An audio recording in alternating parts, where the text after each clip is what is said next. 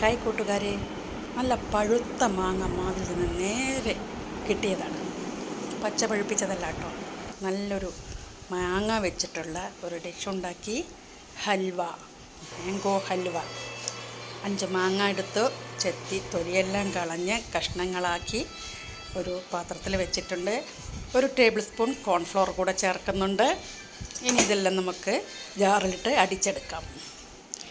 ശേഷം അടുപ്പ് കത്തിച്ചു, നമ്മുടെ പാനിലോട്ട് ഒഴിച്ച് വെച്ചു. നന്നായി ഇളക്കി അടിയിൽ കരിഞ്ഞു പോവാതെ കൈവിടാതെ ഇളക്കിക്കൊണ്ടിരിക്കണം.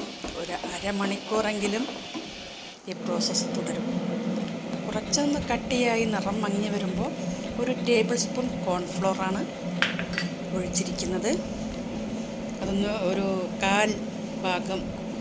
ഗ്ലാസിൻ്റെ കാൽ ഭാഗം, എന്തെങ്കിലും 2 ടേബിൾ സ്പൂണോളം പാലിലാണ് കലക്കി ഒഴിച്ചത്. അത് കഴിഞ്ഞ് ഒരു 300 ഗ്രാം ശർക്കര ഉരുക്കിയെടുത്തു. കുറേശ്ശെ ഒഴിച്ച് ഇളക്കിക്കൊണ്ടിരിക്കുന്നു. ഇപ്പോൾ മാങ്ങയിലുണ്ടായിരുന്ന വെള്ളത്തിൻ്റെ അംശമെല്ലാം വറ്റി ഒരു ചെറിയ രീതിയിൽ കട്ടിയായി വരാൻ തുടങ്ങി.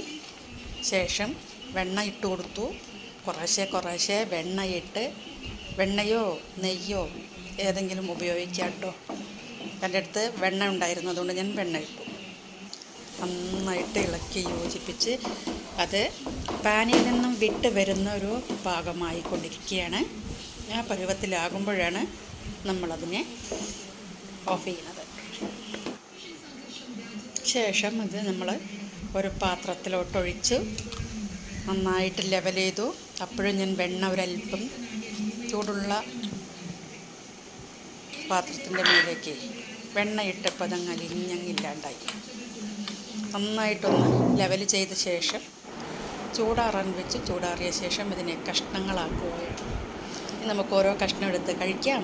നല്ല ടേസ്റ്റിയായ മാംഗോ ഹൽവ.